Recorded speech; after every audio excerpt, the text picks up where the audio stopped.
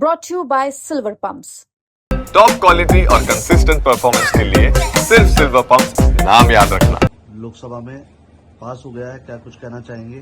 काफी चर्चा हुई है उसके बाद।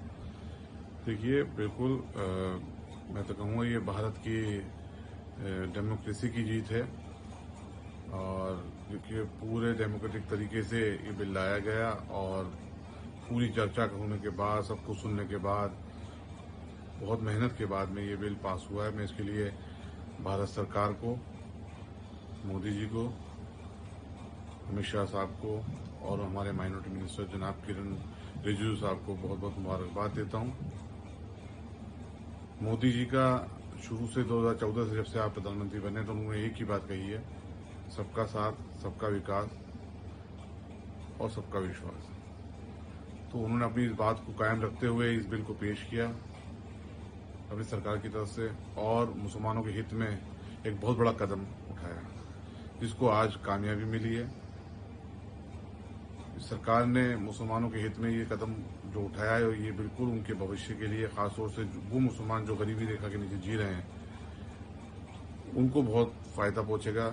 क्योंकि वक्फ के जो आमदनी है, जिस तरीके से हमने इसके प्रावधान देखे हैं, अभी सुने हैं कि इसमें जिस तरीके से प्रावधान किए गए हैं कि आज तक जो वक्फ की आमदनी का दुरुपयोग हो रहा था, उसका सदुपयोग होगा वाकिफ की मंशा के अनुसार भी और जो वक्फ का कानून है उसके अनुसार भी, शरीयत के हिसाब से भी।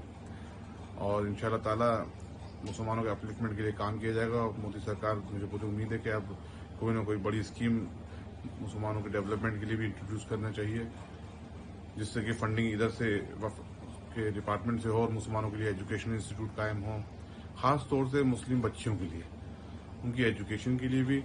और वो आगे बढ़ना चाहते हैं मुस्लिम बच्चे, तो उनको एजुकेशन के तौर पे आगे बढ़ाया जाए। क्योंकि जब तालीम होगी तो इंशाल्लाह ताला वो आदमी अपने पैरों पे खड़ा हो सकेगा और अपने जीवन को एक उच्च स्तर का बना सकेगा और ये देश की तरक्की में भी अपना योगदान दे सकेगा। तो मैं तो भारत सरकार से अब यही अपेक्षा करूंगा भविष्य में कि ये बिल कल राज्यसभा में पेश किया जाएगा और पूरी उम्मीद है कि वहां से भी पास होगा। उसके बाद में ये कानून का रूप ले लेगा।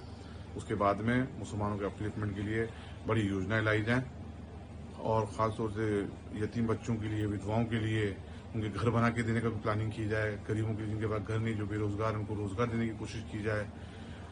मोदी जी ने जो कमिटमेंट किए हैं आज तक वो पूरे किए हैं और मुझे उम्मीद है आगे भी पूरे करते रहेंगे कि सबका साथ, सबका विश्वास और सबका विकास।